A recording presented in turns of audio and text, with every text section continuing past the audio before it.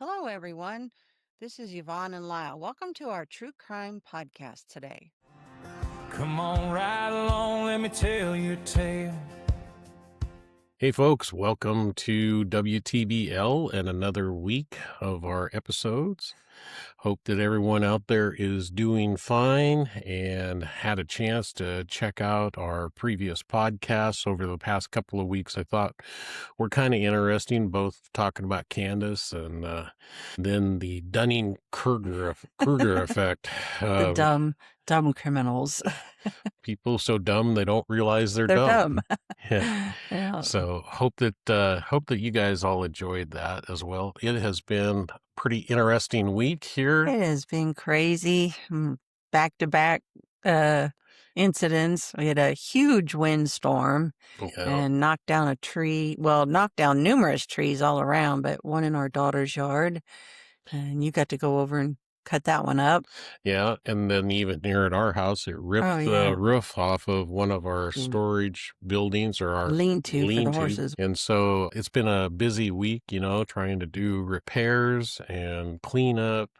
And then today we woke up to about 3-4 inches, and now we got about 6 inches of snow out there. Right. So I thought that spring was almost here. I know during the last couple of episodes, we talked about the springtime weather and how much we were enjoying it. And then here we are right back into winter. Yeah. So that means that we're shoveling sidewalks and our deck, as well as clearing the driveway, and then still trying to pick up all of the stuff left over from the windstorm. Oh, yeah. We have a bunch of willow trees, which I love, but I don't love them when the wind blows because the branches just go everywhere. And in the summertime, it's not only the branches, it's the leaves. Those things are like a dog. They shed. Exactly. Yeah.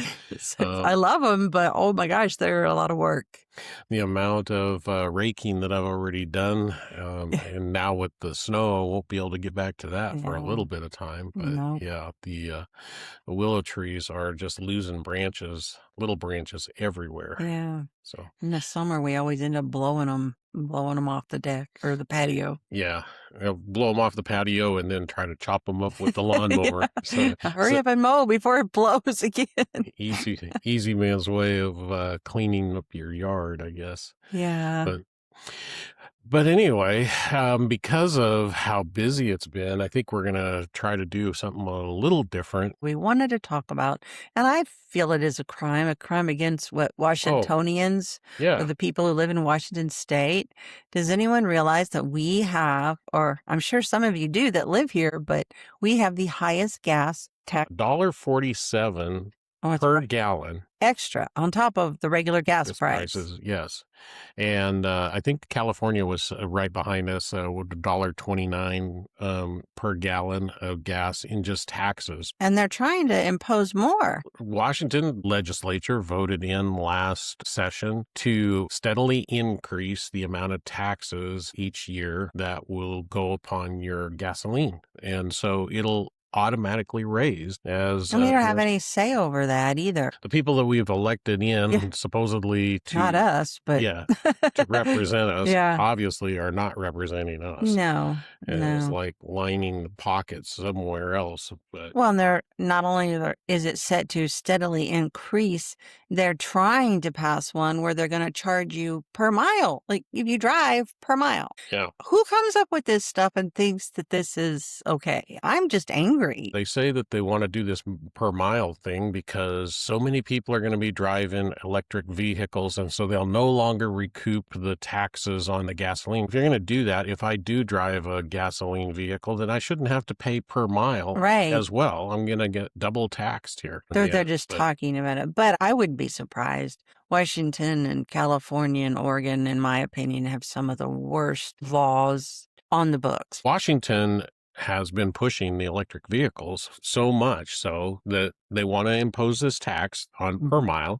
And then the cities are going along with it. So Spokane City is a prime example. They passed a local ordinance that none of the vehicles that they purchase could be fuel driven. They have to be electric. But the thing of it is that, so they bought a bunch of these. they don't work. They've Right. proven that they can't last a whole shift. It's not practical. They've run into all kinds of obstacles with these cars, but yet they won't let them purchase any more gas ones. The Spokane City Police Department had a big issue with that. They tried out a couple of the Teslas. And so, number one, they cost more. They aren't conducive to the roll cages and things that they have to put in there, all of the other electronics that have to be run, because now they have in-car computers, they have all of this stuff that drains the system besides that. And then because of how advanced those cars are, they're not just like any other off-the-line car where you can just start clipping wires and hooking extra electronics into it. Yeah. It definitely, they monitor throughout the entire system how much electrical draw there is. And so it's really difficult for them to outline those things for police vehicles. Yeah. Well, and if you think about it, um, in California in the summertime, they tell people you have to regulate how much you can run your electricity, like your air conditioner. So by imposing this, everyone's going to have to convert to electric cars. There is no way, if they cannot handle what you need for the electricity, then how are you going to add in a ton more cars that are going to take that much more electricity? Right. Demand is going to be way more than what they can provide. Right. The power grid just isn't going to handle it, or it's not set up for it at this point. Not at this point, yeah. If we didn't have such a nice place and our kids are close, I would totally want to move. Right. But I don't want to move away from my kids or my grandchild. I just get so angry about all of this. When you start looking at all of these laws, and then there's actually some others, not only just power related in terms of gas or electricity. They just recently passed a new law here for the state of Washington that's going to undermine the vote of people that are supposed to be representative, having to do with the sheriffs. They have now imposed a law that it's stated is it's supposed to improve the qualifications of the sheriffs. But it just gives them more power. Did that actually go through, or yes, it went through? That already went through. And oh my gosh. So they're allowed, if for some reason the sheriff doesn't do what they want, they can just remove him. And basically, I think a lot of people see this as this is a Second Amendment power grab, which is that there are a number of sheriffs that are Republican. Yeah. The legislature in this state is Democrat, and they want to impose all kinds of gun control legislation, as well as a number of other things, whether you're talking immigration and such. So whether you agree with those issues or not, if you live in a Republican community and you vote Republican and your sheriff ends up being Republican, then that is the will of the people in that area, and that's the way that it should go. But now you're going to have a bunch of people over in Olympia that can say, well, we'll be able to remove that sheriff if we don't like what he's doing. I just don't know how this stuff gets in, and I don't understand it. Your Just vote what our is country is set your up vote on. is set so that you are supposed to have elected representatives. Right. No one should be able to just come in and take that elected representative out of office because they don't like the way that person. Well, I don't think that's anything we voted on. No, it was passed by the legislature. Right. It did not go out to a vote of the public. And welcome to wonderful Washington. Yeah. I will say it's beautiful here. We have great neighbors. I love everything except for the politics, and the politics absolutely drive me crazy. Well, and the other thing that just passed is this millionaire's tax, which now is going to open the door to imposing a all-around income tax, which Washington state had written in its constitution that it would not allow a income tax. And it was one of the few appealing things about the state of Washington is that if you live here, you don't have to pay a state income tax. You already pay a pretty hefty sales tax. Right. But now they are circumventing that by introducing this millionaire's tax. And they say, oh, it'll only affect those that make over $1 million. But we all know how these things work. Yeah. You open the door. You just get your foot in the door and keep pushing. Expand it a little bit more and a little bit more. But not only that, you look at all of the small businesses that make over $1 million. So if they fall into that category where they say, well, you made over $1 million, so now you have to pay taxes on this amount. But if your costs are fairly close to that, you might be making over $1 million, but really just scrimping by on a pretty small profit margin, and they're going to erase that. And not only that, but you look at some people like lawyers or physicians that make over $1 million. Well, if I can go right across the state line, maybe I'm going to move my practice. People are already doing that. Yeah. They're leaving the state altogether. California is a perfect example of that. Right. People are moving out, going to Texas and Florida and other places. And if our family wasn't so rooted, and I don't know, maybe it'll come to the point where all of us are going to hit that point and the kids will Yeah. be ready. Actually, I think the kids would go right now. It's just that they all have jobs and homes in this area. So there were some definite benefits. Back in the 80s, I came to the state of Washington because I could make more money doing the law enforcement career Right. than I could make in Montana by far. And there were more opportunities here. So I stayed here. But at this point in time, now I'm retired. If I could pull up roots and go back to Montana, I would do it in a heartbeat because I hate the politics here, the way that they're starting to tax things, the gasoline costs, the cost of everything here in Washington are going up. And it's all due to the people in Olympia because a lot of other places throughout the United States are not being affected the way that we are. When you think about having an extra $1.47 on top of the already higher gas prices, they've come down a bit, but we're paying that much more. It's just ridiculous. Well, just a couple of months ago, down at state line, gasoline on the Idaho side of the line hit $2.18 per gallon when it was at its lowest. And you would drive just 3 miles into Washington over to Liberty Lake. And it was, almost $4 because it was just a little bit under. It was like $3.89. I know recently we've been out and I've seen it over $4 a gallon. And I know a lot of times they raise the prices in the summer because people are traveling. It's just a money grab. But this is not that time of year. And especially like diesel that the truckers obviously have to rely on is if you're an independent trucker, I can see it almost putting you out of business, or the amount that you're going to have to charge in order to haul those loads, which then, of course, trickles down to everything that you, the consumer, buys. Yeah, this isn't designed necessarily to be a political show, but the fact is that law enforcement and the laws do boil over. This is sheriff replacement law, or what they're calling qualifications law. And that's the whole idea, is that you're supposed to be able to vote somebody into office, and then pretty much the only way that you can get them out of office, they can be impeached if they actually break the law, and they could be arrested. Most times they have to actually have a recall election or vote them out at the following election, rather than this removal by some arbitrary board. It doesn't compute to me. That's what our country was set up on, is the right to vote. And I don't think that someone else should just come in and say, "Oh, we don't like this guy. He's out of here." It makes me sick to my stomach. Yeah, the political climate in the U.S. right now is pretty bad. With as crazy of a week as this has been, I think that we're going to try to do something a little bit different because we didn't really prepare as much this week as normal. We've had our grandson for 3 days, and the weather and Dallas's horse. It's just been kind of crazy. Right. One of the things I thought about is a lot of the crimes that you see hosted on podcasts or television, you just can't get it all out there in a 1 hour or 2 hour. Yeah.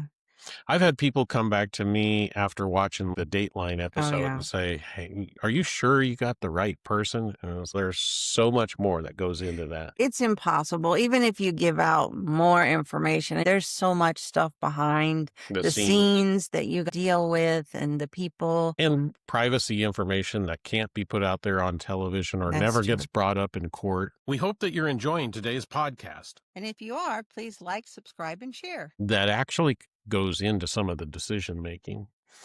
But because of that, I would usually recommend to people that if they see a podcast or they see a TV show that they're kind of wondering about, they should probably go look at other shows and podcasts. Check out as much information as you can to get the full rounded story. So this week we're going to send you guys to Tubi. It's a program called Crime Expose with Nancy O'Dell. Lyle's been featured on there several times. Detective Mike Drapo was on there. The two that Lyle's been on that we were going to have you, if you're interested, go check out. It was the Peggy Pettis one. We called it the Milkshake Murder, and it's episode 63. And the other one is our very first episode, Robert Tester, The Pirate of the Night. And that is episode 78. And it's pretty easy to find. They actually do one every single day.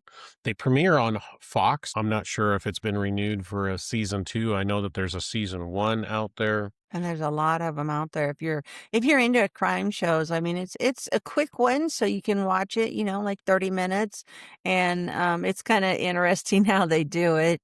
They can't put everything into them. We noticed that, and we talked about that a little bit in kind of reviewing the Candy Montgomery. Oh, yeah. Because we watched two different shows, and they each kind of portrayed things just a little bit different. When I started looking into it, it happened so long ago that even, 2-3 years ago, people were still doing podcasts about it. And you see this lady and you kind of want to feel sorry for her and you don't really know the whole story. But when you see it, it's like, oh, it's crazy. You have to keep an open mind about the fact that if a jury of 12 convicted this person or acquitted that person, then perhaps they got to know more information than you did just out of the public eye. It's sometimes difficult to agree with some of these verdicts. You just hope that the jury did get it right. But I can definitely say what you see in the media sometimes will be a little bit biased one way or the other. It can skew your own view. Yeah. Oh, definitely. Because when we watched the first one, which we kind of preferred, I think it was more the acting and the actors. Right. But watching both of them, it kind of gave me a more fuller picture of it. No one really knows exactly what happened in that room but Candy. But bizarre, and trying to look at it from all sides. She was killed. Possibly doesn't matter that she kept on hitting her with the axe, but it's pretty brutal. Yeah, it's definitely very brutal. And I've seen a couple of these situations over my career where someone has gotten off on self-defense or some other technical reason, and you think, oh my gosh, this was a complete miscarriage of justice. I guess it really depends on who attacked who. There's a whole bunch of things there. And I know like hers was technically temporary insanity. So they called it something else. This would be a revisiting of 2 episodes that we've already talked about here on our podcast, but might give you a different impression when you get to see that and a fuller picture of the evidence that was out there. Yeah. In either one of those cases. Because I know when we did our first episode with the Pirate in the Night, I don't believe we didn't have any of the crime scene photos. We might have had 1 or 2. You might be able to see some additional information out of those podcasts or out of those shows that we didn't cover on our podcast. If you're interested in seeing another version of the 2 that we covered, you could, check out on Tubi, if you get Tubi, Crime Expose with Nancy O'Dell. And hopefully next week we'll have another full podcast for you. Yeah. I'll just add in there, Tubi is a free network. You can go in and sign up for it, whether you do it through your television, Apple TV or Roku, or if you just want to go on the internet and search Tubi, you can get it there. TUBI. Yeah, TUBI. And I will try to put the links to those episodes in our comments below on YouTube and Rumble. And if the links don't work, you can just take that info and search it. It's pretty easy to find. Right. So until next week, we hope that every one of you have a quiet, blessed week. Maybe not so much like ours, emergency horse vet and stuff. Be blessed. God bless. Bye. From our hearts to yours, we hope.